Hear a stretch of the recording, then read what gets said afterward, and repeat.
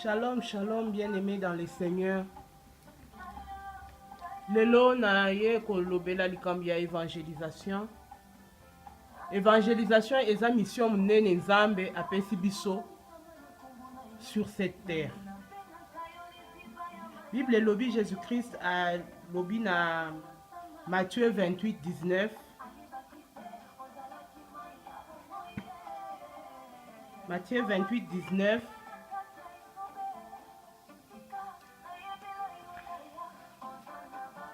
Allez, faites de toutes les nations les disciples, les baptisant au nom du Père, du Fils et du Saint-Esprit, et enseignez-leur à observer tout ce que je vous ai prescrit. Et voici, je suis avec vous tous les jours jusqu'à la fin du monde. Mission na biso otoza nango na mokili eza ko évangéliser. Eza ordre. Jésus a dit allez, faites de toutes les nations.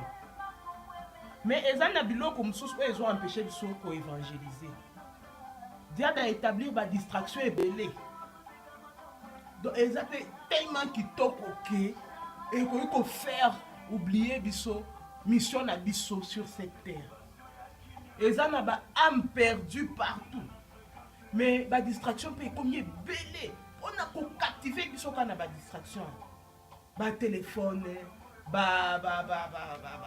WhatsApp, Facebook, télévision. Donc, tellement technologie a évolué, tu as trop distrait. Tu as sani mission na biso tozana sur cette terre. Yango, il faut qu'on évite la distraction. Il faut toujours qu'on se rappelle. Donc, ça le programme na yo. Chaque fois aux autres tambola partout aux autres kende. Oye bake ozana fardeau moko ozana ngo eza ya évangélisation pour gagner ba âme perdue. Ya. Et quand ça na mutu bat ba kufa mikolo nyonso mutu akufika passe pas manque de prière. Oh que ce qu'on s'allait prière sur cette personne là et cette personne là pouvait continuer à vivre. Et ça na ba famille et ça na ba problème sérieux. Oh ba yebi atan zambete. Mais oh que ce qui yo débarqué au coup tani atana mutu moko ya famille wana, tu sauves toute une famille. Toza na temps ya ko perdre te. Toza na temps ya ko perdre te.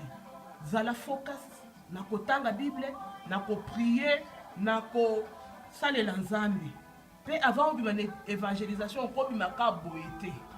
Tango zo bima il faut bima o prier, o sengi puissance ou te pa Nzambe parce que na nzela wana tango okende ko évangéliser, il y a des sorciers, il y a des féticheurs, il y a des gens de sorte et de sorte. Donc, au cours de évangéliser, va évangéliser. Il faut aller assise dans la parole. Pourtant, aux autres qui ont évangéliser, va convaincre yote. Vous avez vraiment une personne qui lit vraiment la Bible. Vous avez vraiment la profondeur ya maloba nzambe. Vous avez une personne qui prie.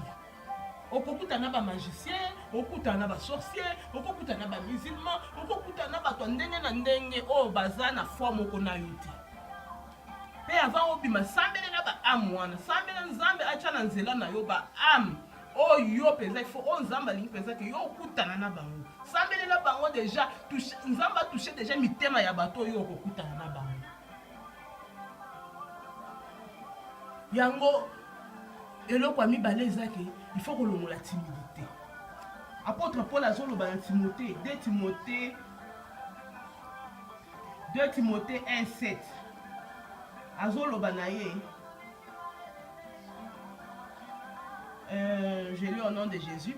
Car ce n'est pas un esprit de timidité que Dieu nous a donné, mais un esprit de force, d'amour et de sagesse. Yango nazo yebisa yo. Longola soni na makambo ya Yesu ya Nzambe. Koyokela Nzambe soni te. Koyoka soni te. Longola soni.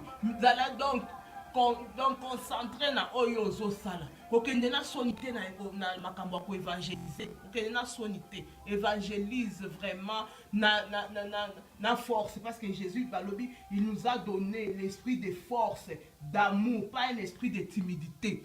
Kokende na soni te. Ozo risque okende ko évangéliser ba évangéliser yo.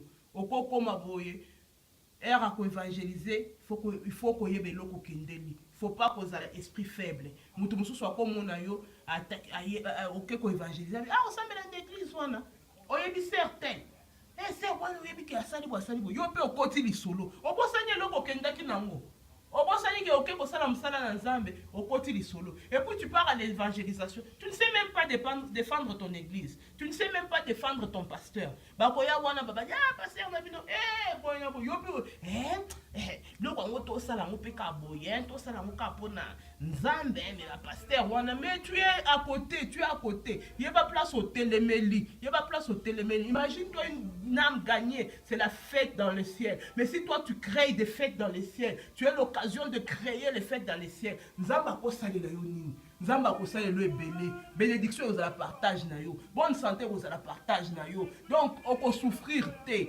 richesse aux la ya yo, parce que la Bible déclare que l'or et l'argent appartient à Dieu. Yaya tosala mosala nzamba tindi biso kosala na mokili oyo kolemba te yeba place otelemeli zala na fardeau wana ya évangélisation, zala na souci wana ya koganye ba âme nde ona préparer like bino lelo nzamba pambola bino